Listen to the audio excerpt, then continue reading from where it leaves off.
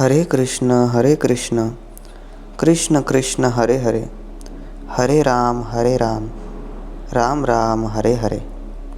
नमस्कार श्रोते हो. आपल्या या श्रीमद भागवत कथेमध्ये आजचा जो स्कंद सुरू झाला आहे तो आहे 3रा. आणि त्यामध्ये जे आपल्याला आजच्या अध्यायातली जी कथा श्रवण करायची आहे ते म्हणजे उद्धव आणि विदुर यांच्या भेटीतला प्रसंग आहे. शुकमुनी पुढे म्हणालेत, राजन, तू जसे प्रश्न विचारलेस तसेच प्रश्न विदुराने मैत्रेय मुनींना विचारले होते. राजा परीक्षिताने कुतूहलाने उद्धव व विदुर भेटीचा वृत्तांत विचारलाय. शुकमुनी सांगू लागले, राजन, पूर्वी धृतराष्ट्राने राज्यभोगाने भीमावर विषप्रयोग केला. पांडवांना लाक्षागृही जाळण्याचा प्रयत्न केला. द्रौपदीची विटंबना इत्यादी अनेक दोष त्यांनी केले. पण पांडव जेव्हा अज्ञातवासातून परत येऊन आपला राज्यभार मागू लागले त्यावेळेस धृतराष्ट्राने तो दिला नाही. म्हणून युधिष्ठिराने भगवान श्रीकृष्णांना शिष्टाई करण्यास पाठविले आहे. धृतराष्ट्राने श्रीकृष्णाचा सल्लाही मानला नाही, पण त्याने विदुरांना सल्ला विचारला. विदुरांनी जो सल्ला दिला त्याला विदुर नीती अशी मान्यता प्राप्त झालेली आहे. विदुर म्हणाले, धृतराष्ट्रा, स्वतःचा स्वार्थ नाश टाळण्यासाठी आणि स्वतःचा सर्वनाश टाळण्यासाठी भगवान श्रीकृष्णाचा सल्ला ऐकणे हा तुझ्यासाठी हितकारी आहे. श्रीकृष्ण म्हणजे साक्षात परब्रह्म असून पांडवांचे पाठीराखे आहेत. खलनिर्दनासाठी त्यांनी अनेक अवतार घेतलेले धारण केलेले आहे. त्यामुळे तू दुर्योधनाचा त्याग कर व पांडवांना त्यांचं जे न्यायप्रिय राज्य आहे ते राज्य तू त्यांना दे. सत्वशील विदुराचा हा सल्ला ऐकून दुर्योधन संतापला. त्यावेळी आमचेच अन्न खाऊन आमच्यावरच उलटणारा या दासीपुत्राला ताबडतोब आमच्या राज्यातून हद्दपार करा असे बोलून दुर्योधनाने महात्मा विदुराचा घोर अपमान केला. त्यामुळे हस्तिनापुराचा त्याग करून विदुर तीर्थयात्रेला गेलेला आहे. आणि त्या ठिकाणी त्यानंतर या महायुद्धाला सुरुवात झाली.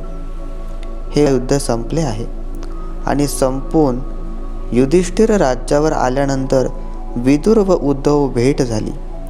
त्या भेटीत दोघेही श्रीकृष्णांच्या आठवणींनी गहिवरलेले आहेत. विदुर भावित आणि या कृष्णाचं भाकीत केलेल्या साऱ्या काही गोष्टी हा विदुर सांगू लागलाय. हा कृष्ण म्हणजे अजन्मा असूनही श्रीकृष्णाने यदुकुलात जन्म घेतलाय.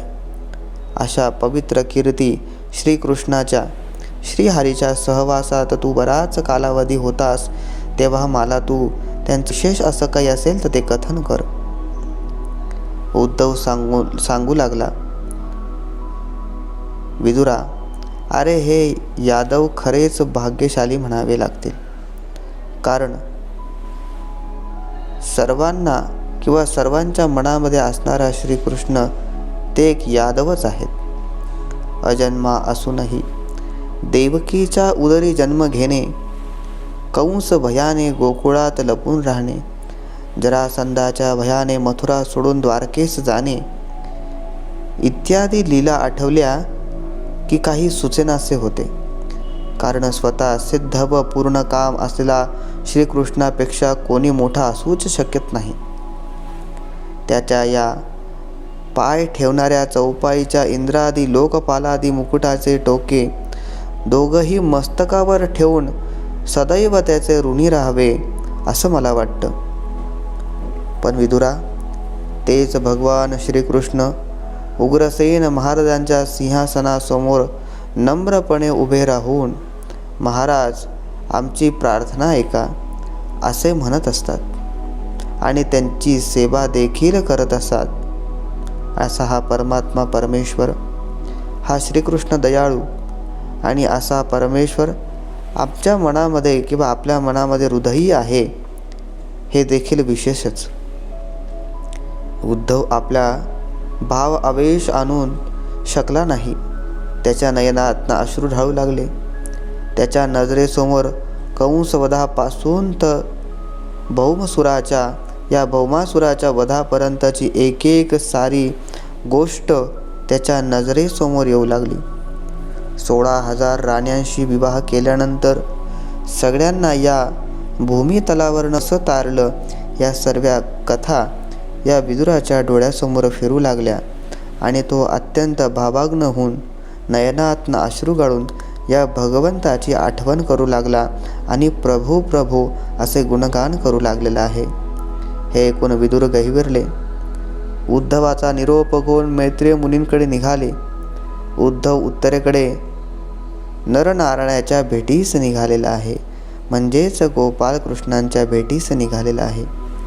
या भागवत कथेमध्ये हा अध्याय 2 आणि 3 या 3 अध्यायांची कथा मी आज तुम्हाला या ठिकाणी सांगितलेली आहे. पुढचे अध्याय आपल्याला पुढे बघायचे आहेत. मात्र हा व्हिडिओ जर तुम्हाला आवडला असेल तर जास्तीत जास्त लोकांपर्यंत शेअर करा, लाईक करा आणि सबस्क्राईब करायला मात्र विसरू नका.